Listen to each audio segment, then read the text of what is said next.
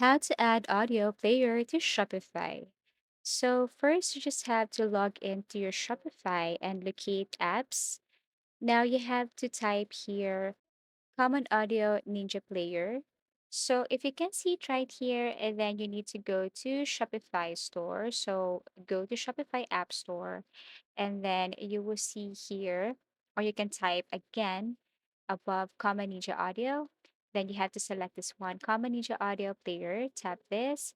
Now you can read the instruction below, or just simply click this install button right here.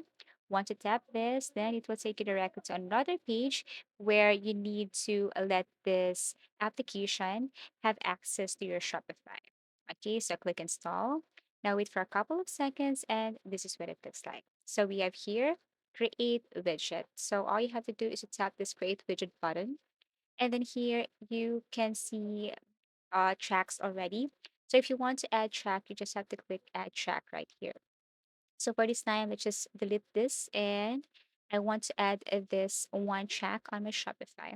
So the good thing here is that you can edit the layout, the color, okay, the style, everything is up to you.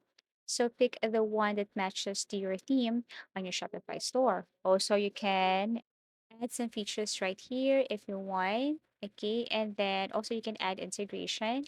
And then after that, you can add a title of your track. You can change the image if you want, and you can add more track if you want. But once done, you can click the save changes. Let's just set a name like that.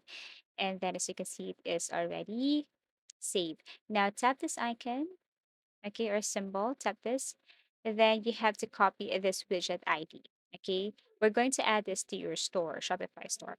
So go to your Shopify store, click this add section right here or add block, and then click apps. You should see the Comment Ninja Audio Player right here.